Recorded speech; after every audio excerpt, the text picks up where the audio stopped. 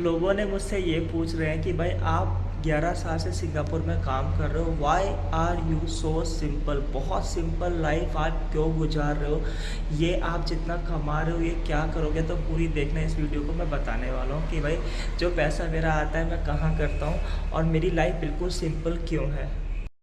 Y la cosa suena ra. Y la cosa suena ra. Scooby Doo pop.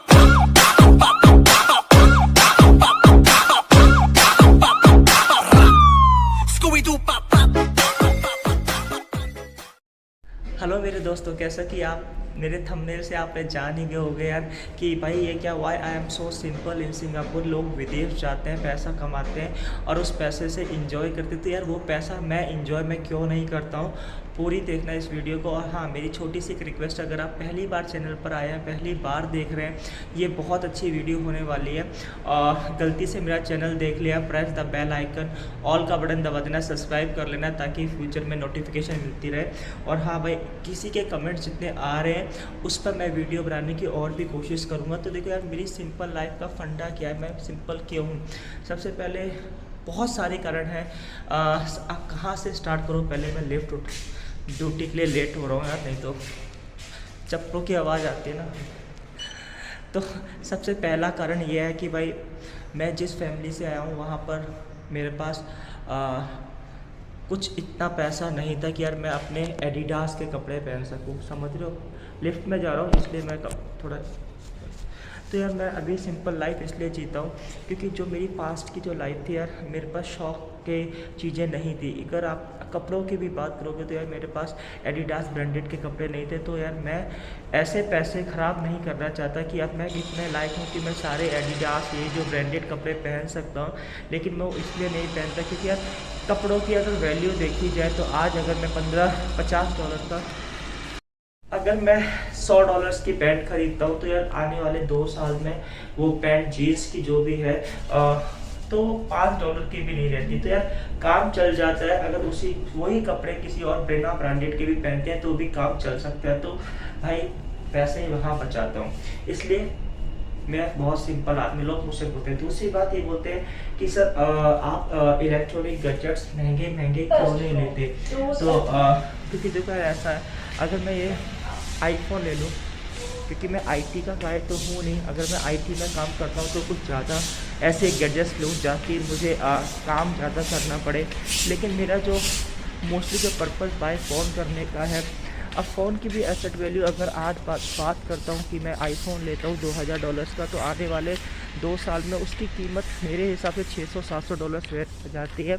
और जो purpose है मेरा जो फ़ोन यूज़ करने का, व्हाट्सएप, फेसबुक, माई फैमिली से टॉक, और कोई ऐसे डॉक्यूमेंटेशन मुझे करने नहीं होते। इसी तरह से लैपटॉप का, तो यार मैं ये चीज़ों पर पैसा खर्च करना नहीं चाहता। अब बात करते हैं कि फिर ये कमा क्यों रहे हो। लोग बहुत सारे सवाल पूछते हैं कि यार जब पैसा कमाया तो उस पैसे को यूज़ क्यों नहीं करते।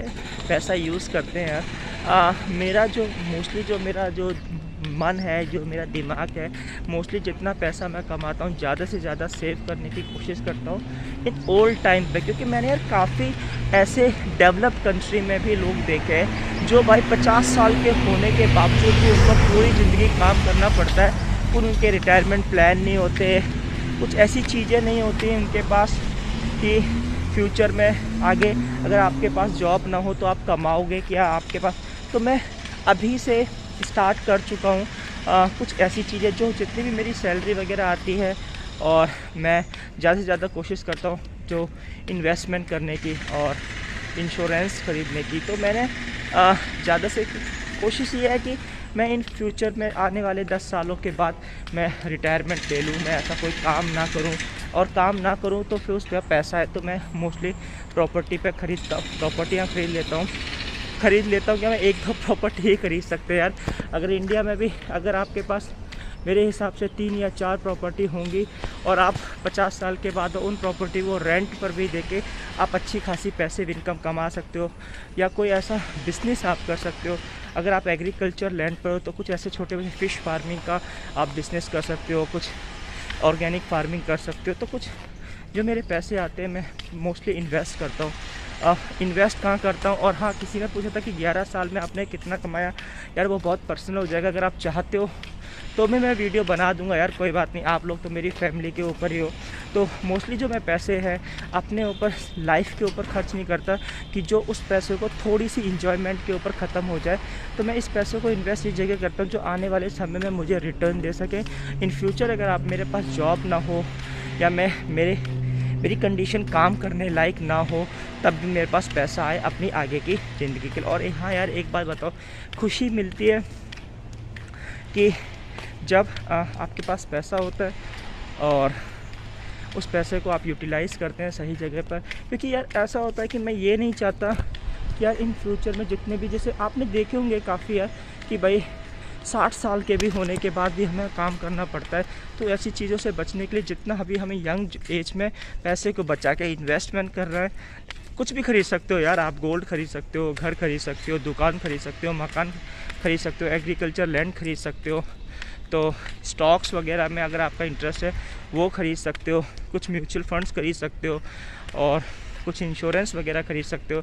तो ताकि इन फ्यूचर में आने वाले, अगर आपने 20 साल भी काम कर लिया कहीं मन लगा के, तो अनदर 20 साल, एग्जांपल के तौर पे मैं सीधा बताता हूँ, अगर आपकी एज 25 के आसपास है और आपने कुल मिला के 20 साल काम कर लिया, तो आपके 45 के बाद आप रिटायर हो सकते हो आराम से। क्योंकि जब आपको विदेश में रह के या इंडिया में रह के 1 लाख रुपए की सैलरी आपको मिल रही है, तो आपका टारगेट होना चाहिए आने वाले 10 साल के बाद कि भाई मेरे को काम ना करना पड़े, एटलीस्ट 1 लाख रुपए तो आए, चाहे इन्फ्लेशन कितना भी बढ़े। तो उस 1 लाख रुपए को कैसे पैसिव इनकम में जनरेट करना है, बहुत तरीके होते हैं। तो आई होप्स आपको समझ में आ गया, इसलिए मैं बहुत सिंपल रहता हूँ यार।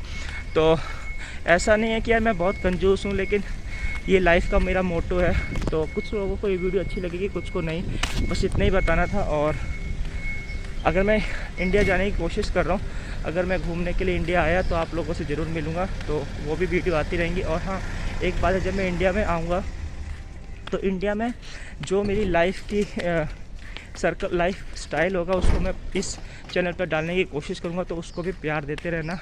Thank you for watching this video.